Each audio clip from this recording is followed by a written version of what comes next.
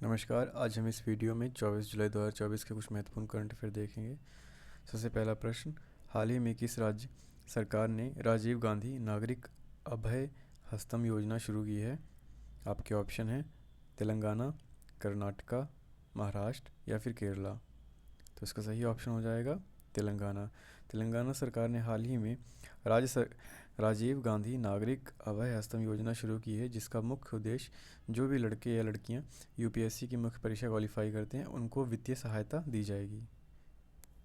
अगला प्रश्न, हाल ही में किस संस्थान को बागवानी विज्ञान के लिए बागवानी विज्ञान के क्षेत्र में अग्रणी कार्य करने के लिए सर्वश्रेष्ठ प्रौद्योगिकी पुरस्कार मिला है? आपके ऑप्शन हैं केंद्रीय उपोष्ण कटिबंधीय बागवानी संस्थान, भारतीय मसाला अनुसंधान संस्थान, भारतीय बागवानी अनुसंधान संस्थान या फिर केंद्रीय कपास प्रौद्योगिकी अनुसंधान संस्थान।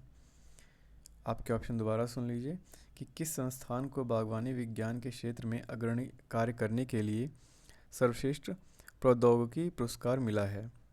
आपके ऑप्शन है केंद्रीय उपोष्ण कटिबंधीय बागवानी संस्थान, भारतीय मसाला अनुसंधान संस्थान, भारतीय बागवानी अनुसंधान संस्थान या फिर केंद्रीय कपास प्रौद्योगिकी अनुसंधान संस्थान। तो इसका सही ऑप्शन हो जाएगा ऑप्शन बी, भारतीय मसाला अनुसंधान संस्थान। इसका एक्सप्लेनेशन देखते हैं कि केंद्रीय कृषि मंत्री शिवराज सिंह चौहान ने Indian council of agriculture research के 96वें स्थापना दिवस के दौरान यह पुरस्कार दिया। Indian institute of spice research यानी कि मसाला अनुसंधान की पुरस्कार विजेता प्रौद्योगिकी क्या है?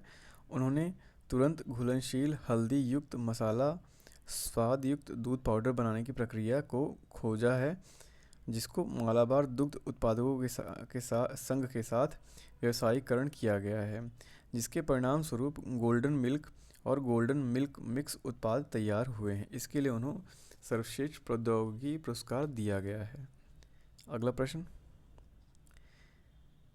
हाल ही में किन पूर्व भारतीय खिलाड़ियों को अमेरिका के न्यूपोर्ट में अंतर्राष्ट्रीय टेनिस हॉल ऑफ फेम में शामिल किया है? बहुत ही इंपॉर्टेंट क्वेश्चन है, क्योंकि ये देश में पहली बार हो रहा है कि पहली बार किसी दो देश के भारत के खिलाड़ियों को अंतर्राष्ट्रीय टेनिस हॉल ऑफ फेम में शामिल किया गया। आपके ऑप्शन है ऑप्शन ए विजय अमृतराज और लिएंडर पेस, ऑप्शन बी अजय गोस्वामी और रोहित राजपाल, ऑप्शन सी महेश भूपति या रोहन बोपन्ना, ऑप्शन डी करण रस्तोगी या जय रोयप्पा।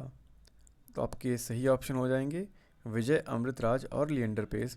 इन दो भारतीय टेनिस खिलाड़ियों को अंतर्राष्ट्रीय टेनिस हॉल ऑफ फेम में शामिल किया गया है, जो कि अमेरिका के न्यूपोर्ट में है। इसका एक्सप्लेनेशन देखते हैं। भारतीय टेनिस दिग्गज लिएंडर पेस और विजय अमृतराज अंतर्राष्ट्रीय टेनिस हॉल ऑफ फेम में शामिल होने वाले पहले भारतीय और पहले एशियाई पुरुष टेनिस खिलाड़ी बन चुके हैं। पहले भारतीय भी हैं और पहले एशियाई पुरुष टेनिस खिलाड़ी भी हैं, जिससे भारत प्रतिनिधित्व करने वाला 28वां देश बन चुका है। यानी कि अब टोटल अंतर्राष्ट्रीय टेनिस हॉल ऑफ फेम में टोटल 28 कंट्रीज शामिल हो चुकी हैं। अगला प्रश्न, खाद्य एवं कृषि संगठन FAO के अनुसार भारत वन क्षेत्र वृद्धि के मामले में दुनिया में कितने रैंक वाला देश बन जाएगा? हाल ही में भारत FAO ने रिपोर्ट जारी की, जिसके अंदर दिखाया कि भारत ने वन क्षेत्र में बहुत वृद्धि की है। तो आपको रैंक बताना है कि टॉप 10 में कितने रैंक पे है। आपके ऑप्शन है रैंक नंबर 3, 4, 5 और 6। तो इसका सही ऑप्शन हो जाएगा रैंक 3। भारत का रैंक 3 है वन क्षेत्र वृद्धि मामले में। अब इसका एक्सप्लेनेशन देखते हैं कि 2010 से 2020 तक हर साल 2,66,000 हेक्टेयर नए वन जोड़े जाएंगे। ये इंडिया की बात हो रही है। और खाद्य और कृषि संगठन के अनुसार इससे भारत वन क्षेत्र वृद्धि के मामले में दुनिया का तीसरा देश बन जाएगा। टॉप पर चीन, फिर सेकंड नंबर पे ऑस्ट्रेलिया है। अब FAO के देख लेते हैं। खाद्य एवं कृषि संगठन की स्थापना 1945 में हुई थी। इसमें यूरोपीय संघ के साथ 194 देश शामिल हैं। FAO का मुख्यालय रोम, इटली में स्थित है। अगला प्रश्न, किस अंतर्राष्ट्रीय संगठन ने किस अंतरिक्ष संगठन ने अंतरिक्ष सुरक्षा के लिए रैपिड एपोप्सिस मिशन, जिसका नाम है रैमसेस, के लिए तैयारी शुरू की है।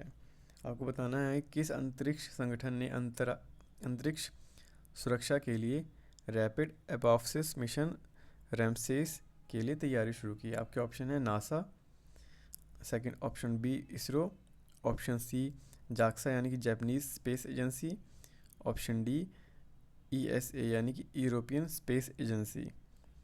तो इसका सही ऑप्शन हो जाएगा ESA यूरोपियन स्पेस एजेंसी। इसका एक्सप्लेनेशन देखते हैं।